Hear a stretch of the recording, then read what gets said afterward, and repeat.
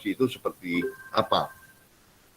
Jadi dilatasi, ya, kalau kita lihat di gambar ini ada 2 kolom untuk gedung ya. Kalau untuk gedung, 2 kolom letaknya berdekatan.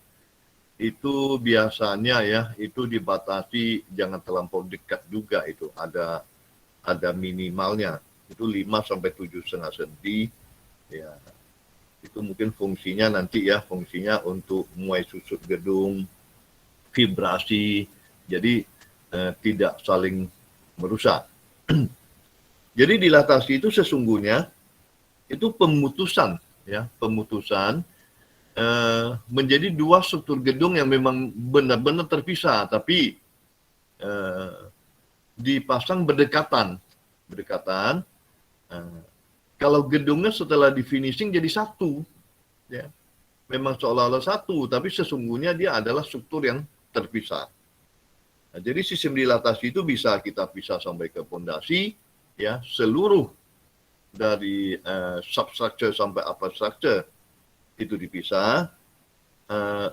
Dengan melihat kondisi tertentu, ada yang substructure-nya tidak terpisah, yang terpisah hanya upper structure. Kemudian dilatasi ini tidak hanya untuk bangunan gedung, ya, semua bangunan infrastruktur yang modulnya berbeda, mungkin ya dari sisi pembebanan, jenis tanahnya berbeda, antisipasi terhadap gempa atau bangunannya sangat panjang, itu dibutuhkan dilatasi. Jadi selain gedung, di jalan raya, ya, bendungan, ya, mungkin dalam konteks tertentu ya, kemudian jalan kereta api, dermaga, itu semuanya membutuhkan dilatasi. Dan selanjutnya kita akan melihat apa itu dilatasi.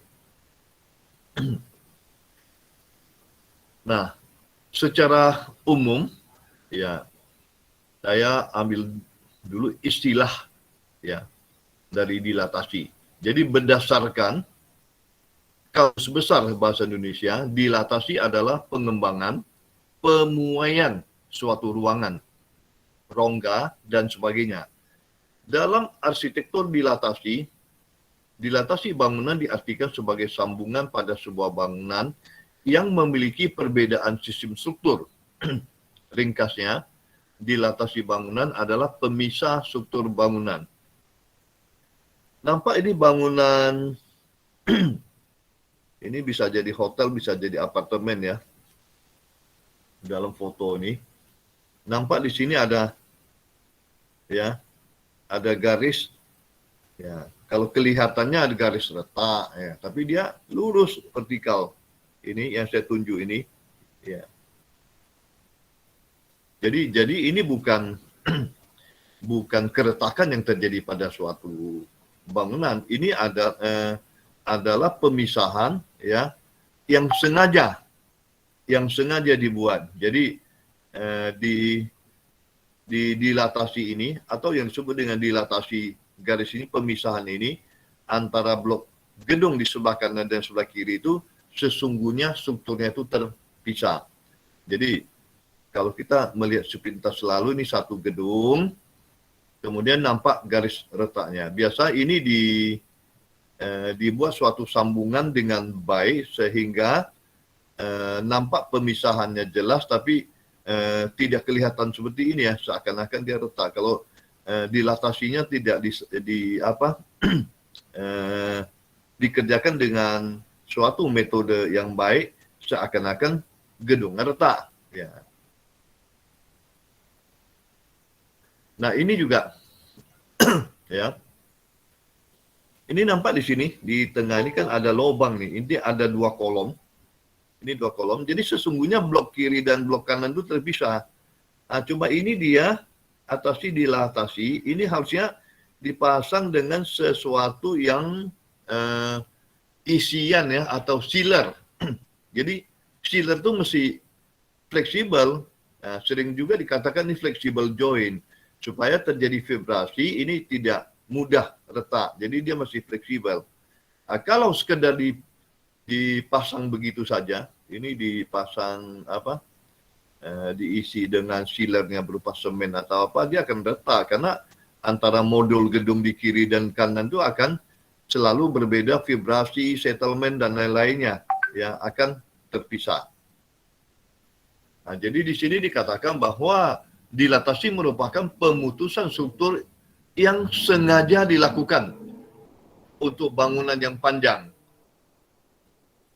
Jadi di sini akan membahas pengertian dilatasi, fungsi dan tujuan dilatasi, beserta contoh penerapan dilatasi pada bangunan. Nah, sebelum ya kita melihat dilatasi ini lebih lanjut, saya akan mengajak mahasiswa, ini saya sajikan sebuah video, memperlihatkan dilatasi pada jembatan ya, jembatan atau jembatan jalan tol atau sebasa jembatan yang lantainya, pemisahan pada lantainya. Ya, kita lihat ini bersama-sama, kita saksikan.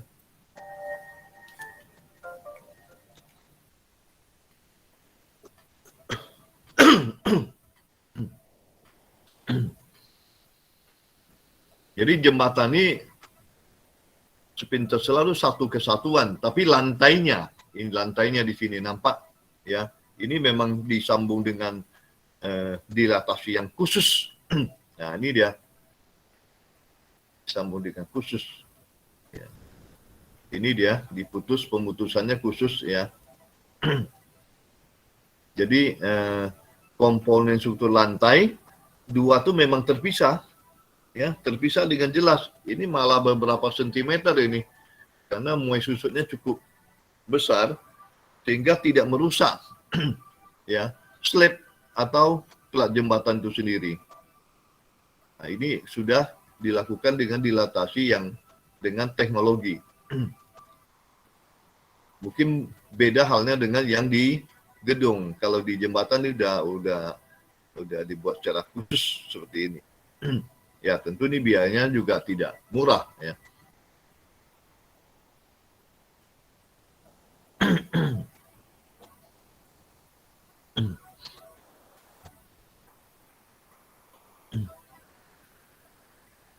Nah, nampak kalau terjadi vibrasi, goyangan, ya, jadi struktur bangunan ini masih aman.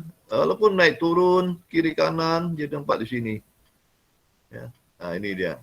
Atau geser, ya, platnya bergeser. Ya.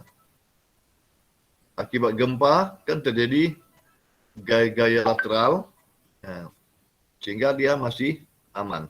Ya. Nah, tadi dikatakan bahwa kalau suatu bangunan cukup panjang, jadi ini kita ambil suatu building, suatu bangunan, ya, suatu bangunan yang panjang tidak dapat menahan deformasi akibat penurunan pondasi. Itu nampak di gambar yang paling atas, ya, paling atas ini. Jadi yang bangunan panjang itu akan menimbulkan atau menyebabkan timbulnya retakan atau keruntuhan struktural. Ini karena dia panjang, sedangkan akibat gempa, pengaruh gempa, ya akan terjadi vibrasi dan ini akan terjadi retak ya kalau dia kelihatan panjang.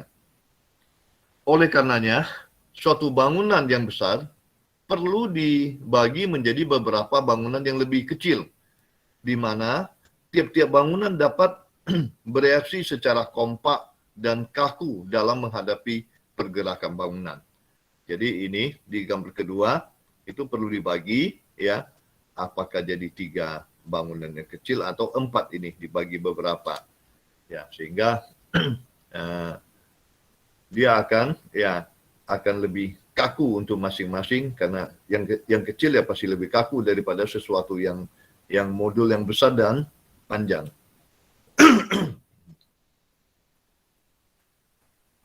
Di sini sebelah kiri kita nampak denah, ya, denah bangunan. Dalam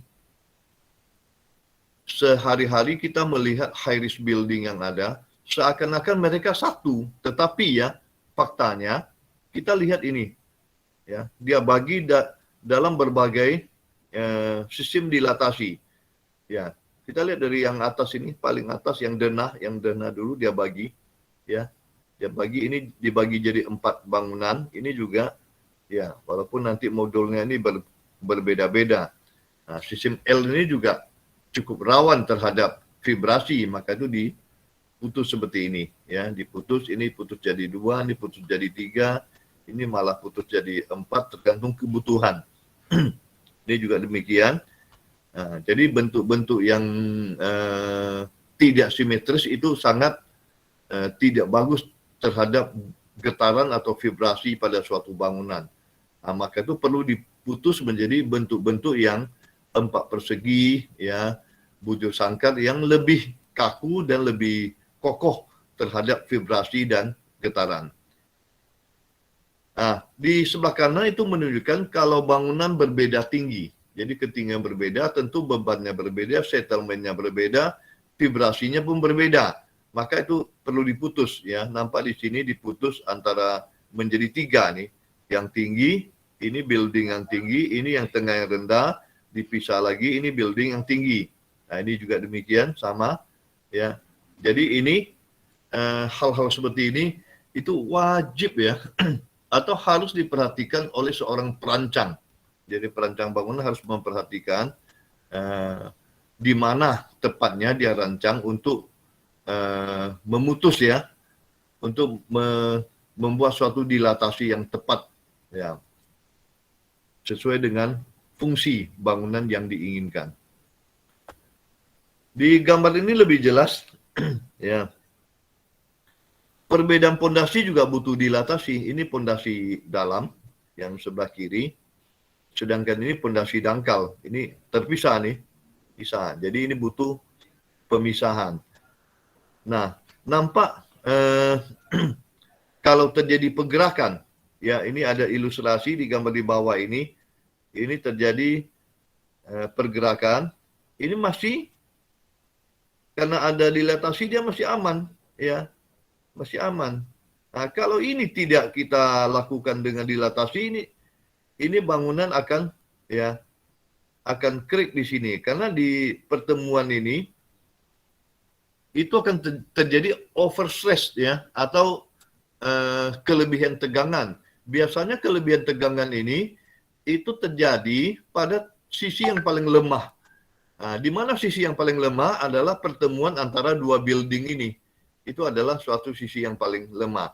Maka di sana akan retak kalau, ya, akan retak dan putus kalau kita tidak memutusnya dengan sengaja. Nampak ini pengaruh gempa bumi. Ya, ini bangunan yang kelewat panjang. Nampak di bawah ini akan hancur ini. Jadi tempat yang terjadi overstress tadi, yang kelebihan tegangan itu akan hancur. Ya, ini akan hancur karena 2 modul, ya, terjadi penurunan. Tentu di tengah ini akan terjadi kelebihan tegangan atau overstress, ya, kelebihan tegangan, ya. Jadi di perancangan kita rancang seperti ini, ya. Untuk differential settlement kita rancang. Ini saya tunjuk ini untuk area yang perbedaan jenis tanahnya atau perbedaan jenis pondasi juga itu perlu adanya dilatasi, ya.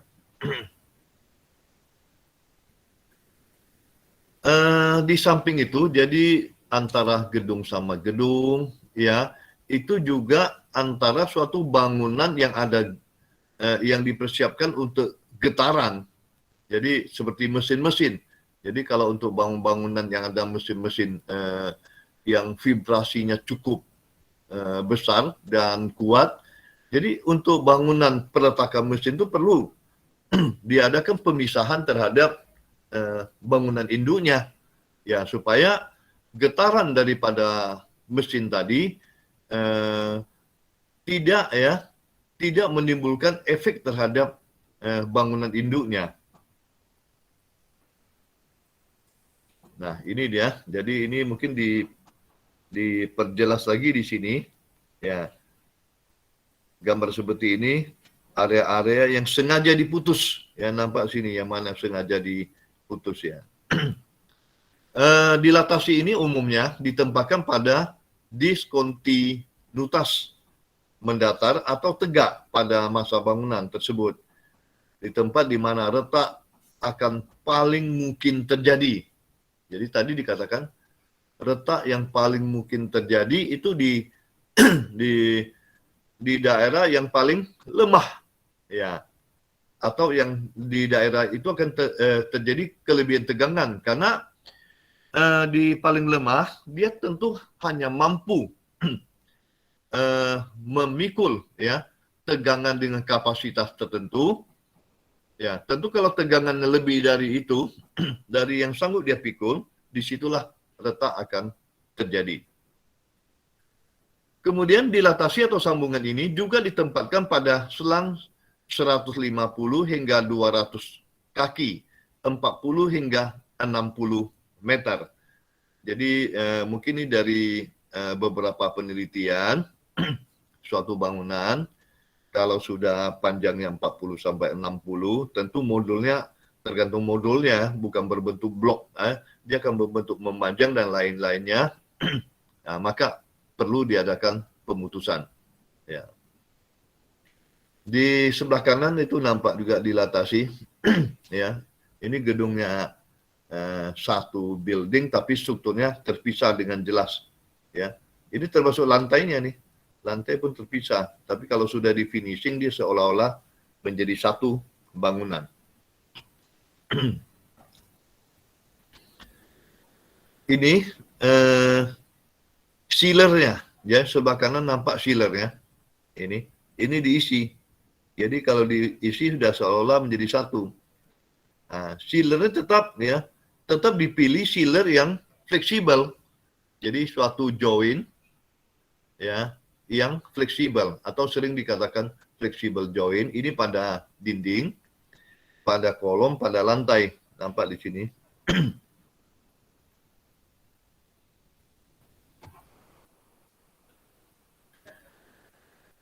Ini nampak juga lebih dekat ya pada jalan atau jembatan. Ini dilatasi, ini dibatasi dengan profil baja ya. Pemasangan profil baja dipisah dengan jarak tertentu. Di gambar tengah ini juga terjadi pemisahan antara blok-blok bangunan yang tinggi dengan yang rendah, nampak di sini. Nah, jadi boleh dikatakan bahwa fungsi dan tujuan dilatasi berfungsi untuk menghindari terjadinya keretakan atau putusnya sistem struktur bangunan apabila terjadi beban pada bangunan akan berpotensi mengalami benturan. Benturan pada elemen struktur dapat menyebabkan keruntuhan pada bangunan akibat rusaknya elemen struktur yang terbentur.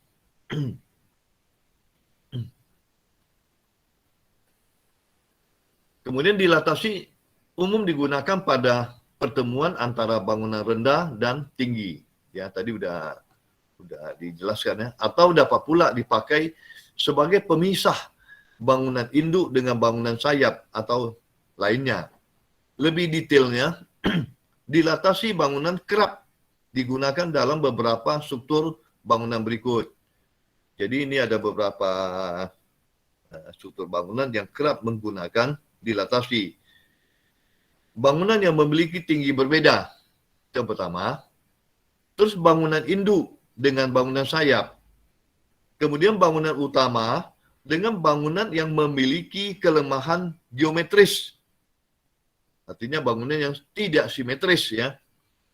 Bangunan yang memiliki panjang lebih dari 30 meter, tadi dikatakan 40 sampai 60, kalau 30 meter mungkin dalam konteks tertentu. Apakah bangunannya lancing tapi cukup memanjang gitu. Kemudian bangunan yang berdiri di atas tanah yang kurang rata.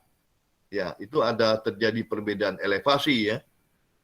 Terus bangunan yang ada di daerah gempa bumi dan bangunan yang memiliki bentuk yang tidak simetris, misalnya L, T, letter T, letter Z, O, H, atau U. Jadi itu perlu diadakan pemutusan atau yang kita sebut dengan dilatasi. Dilatasi merupakan pemutusan struktur yang sengaja dilakukan untuk bangunan yang panjang. Ya. Jadi nampak di sini, gambar ini saya tampilkan kembali lagi lebih dekat. Ini kolomnya sebenarnya sudah ada pemisahan ya, pemisahan kolom yang terjadi di sini.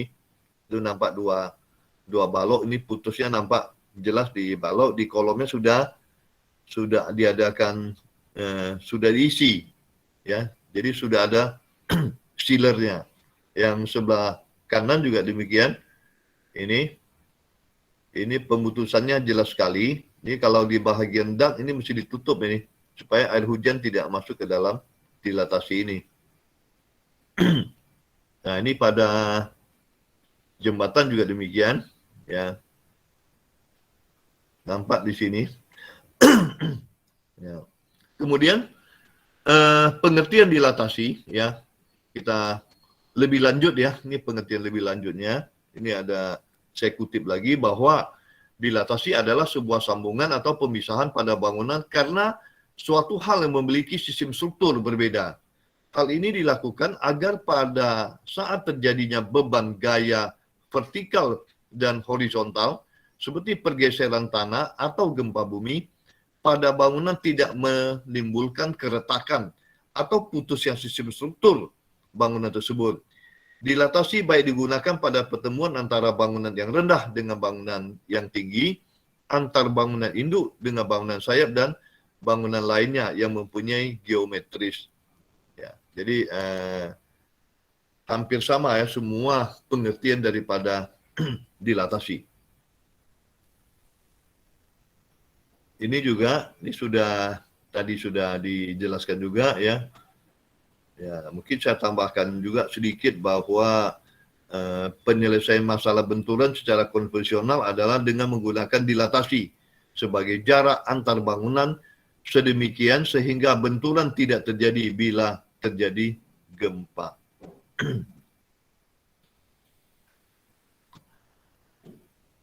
Nah, di foto berikutnya ini nampak ya sealernya, isiannya. Jadi sealer itu berbagai jenisnya banyak ya. Jadi dari yang paling simpel yang mungkin untuk dilatasi pada jalan cukup diisi semacam bitumen dari aspal, sampai memang ada expansion joint yang memang sengaja didesain untuk pengisian dilatasi. Dalam menggabungkan dua struktur bangunan menjadi satu kesatuan juga dapat menghindari masalah benturan. Alternatif lainnya adalah menggunakan material penyerap energi benturan. Jadi sealer itu harus bisa menyerap energi benturan sehingga benturan yang terjadi tidak menyebabkan kerusakan pada elemen struktur. Penggunaan dilatasi di antara dua bangunan yang berdampingan menyebabkan setiap bangunan bekerja sebagai suatu sistem tunggal yang terpisah. Lebar dilatasi yang dapat mencegah benturan antara dua bangunan telah diatur dalam Peraturan Gempa Indonesia dan peraturan internasional.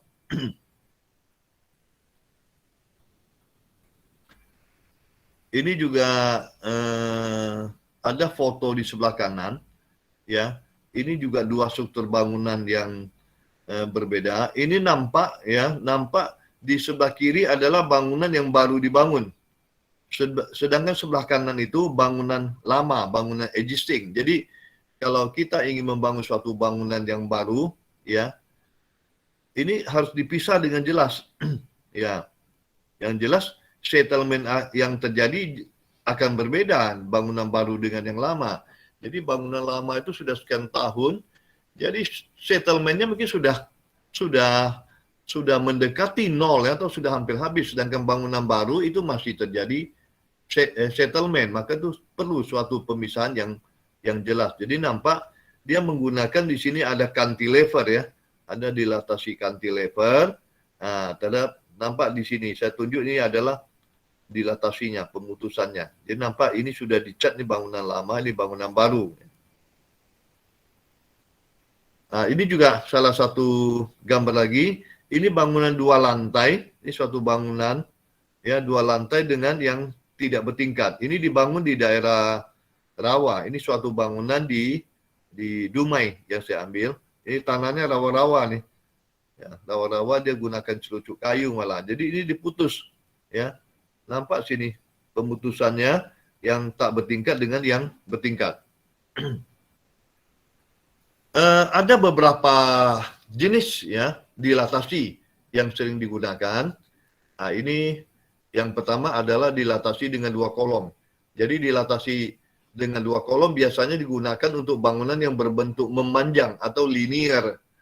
Dengan adanya dilatasi maka jarak kolom akan menjadi pendek, menjadi dekat. Jadi ini gambar kerjanya. Mungkin di tengah ini lebih jelas ya. Kemudian ini ada fotonya. Ini nampak 2 kolom, jaraknya dekat sekali. Jadi putusin dari balok kolom sampai balok ya, putus semua di sini. Kemudian ada lagi jenis lain dilatasi dengan cantilever. Ya. Dilatasi juga bisa dilakukan dengan struktur balok cantilever. Bentang balok cantilever maksimal sepertiga dari bentang balok. Jadi sini dibatasi sepertiga dari bentang balok induk.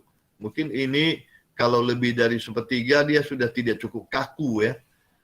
Nah, pada lokasi dilatasi bentang kolom dirubah diperkecil menjadi 2/3 bentang kolom yang lain. Jadi kalau ini di gambar ini sepertiga ya, jadinya bentang kolom menjadi 2/3 lebih dekat ya dibandingkan dengan bentang kolom lainnya yang dikatakan L ini baru 2/3 L. Jadi fotonya saya ambil yang tadi, nampak ini cantilevernya ya. Saya ambil bangunan baru dengan bangunan lama. Ini bisa terjadi antara bangunan baru dengan bangunan baru ya, atau bangunan baru dengan bangunan lama. Jenis lainnya adalah dilatasi dengan balok gerber. Jadi nampak ini dibuat balok gerber ya, di semacam cantilever juga, kemudian dipasang balok gerber ya, kayak T dipasang di sini ya. Ya, ini dia. Jadi sistem ini dipergunakan apabila diinginkan jarak kolom tetap sama. Sistem ini memiliki kelemahan apabila ada beban horizontal yang cukup besar akibat gempa bumi, akan berakibatkan fatal, lepas dan jatuh ya. Jadi ini sepertiga ditambah lagi gerber ini. Nah, kalau kita mengkehendaki bahwa bentangnya juga L. Nah, kalau kita tidak menggunakan gerber, hanya cantilever, berarti ini hanya 2/3 L. Ya, kalau dengan ada ini bentangnya menjadi L di sini. Kemudian dilatasi dengan konsol. Ini udah tipe keempat. Jadi ini nampak udah ada 4 tipe ya. Jadi dengan sistem ini jarak kolom dapat dipertahankan sama. Umumnya dipergunakan pada bangunan yang menggunakan material fabrikasi ya. Jadi ada konsol, ini tetap satu kesatuan bangunan, dia numpang di konsol pada bangunan di sampingnya. Jadi dilatasinya di sini, di titik konsol ini. Ya, tadi sudah 4 jenis dilatasi yang ada. Nah, kemudian ini juga saya ambil kutip ulang lagi foto-foto yang ada untuk denah-denah dilatasi. Kalau yang langsung menyambung seperti ini, yang di sebelah kiri dia kurang aman, sedangkan denah di sebelah kanan atau denah di tengah itu denah yang lebih aman. Penerapan sistem dilatasi perlu diperhatikan jaraknya. Jarak dilatasi harus benar-benar diperhitungkan. Dilatasi yang terlalu sempit apabila terkena pergeseran akibat gaya vertikal maupun horizontal, ya akan timbul banyak masalah. Mulai dari dilatasi itu sendiri yang rusak, kebocoran yang sulit diperbaiki, sampai kerusakan-kerusakan di bahagian lain akibat saling bertabrakannya blok bangunan satu dengan yang lainnya. Ini dilatasi pada jalan, ya. Nampak sini dari foto paling atas ini dibagi menjadi potongan-potongan atau segmen-segmen, ya, plat atau rigid pavement untuk jalan. Ini nampak foto jalannya. Sedangkan dilatasi untuk jalan biasanya ini disambung dengan sambungan dilatasi yang disebut dengan sambungan muai dengan dowel. Ini dipasang dowel.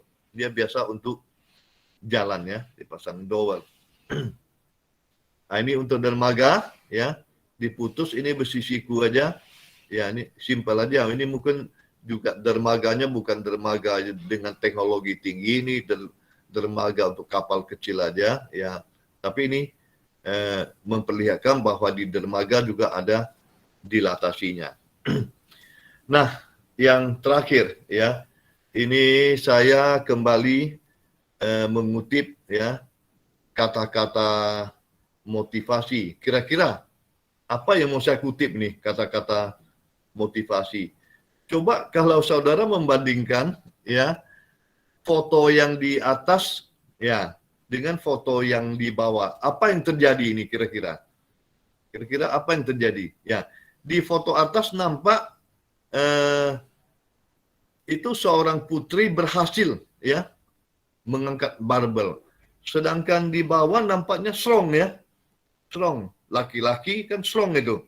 Ini malah kayaknya down dia tuh ya, jatuh dia. Tidak sanggup ya. Jadi apa bedanya? Seseorang eh, yang putri harusnya dia tidak begitu kuat, tapi dia bisa mengangkat barbel ya. Jawabannya apa? Ini karena apa sehingga dia berhasil ya? Tiada lain, jawabannya adalah ya semangat. Semangat. Sekali lagi bahwa prestasi tak dapat diraih tanpa semangat. Maka itu saya minta kepada mahasiswa, coba kuliah itu dengan semangat. Saya kira kalau tanpa semangat kayak yang tadi, yang laki-laki berotot itu dia akan jatuh ya. Sedangkan namanya perempuan, kekuatan tenaganya berapa, dia berhasil. Ya, sekali lagi, prestasi tak dapat diraih tanpa semangat. Sekian, wassalamualaikum warahmatullahi wabarakatuh. Waalaikumsalam warahmatullahi wabarakatuh. Terima kasih Pak. Ya, sama-sama. Jadi saya kembalikan waktu ke Bu Yuli untuk mimpin tanya jawab. Ya, silakan Bu Yuli. Baik, terima kasih kepada Pak Rani yang sudah memaparkan materi kuliahnya. Berikutnya adalah seperti biasa, kita adakan tanya jawab bagi mahasiswa yang memiliki pertanyaan atau mau berdiskusi mengenai materi kuliah hari ini, dipersilakan.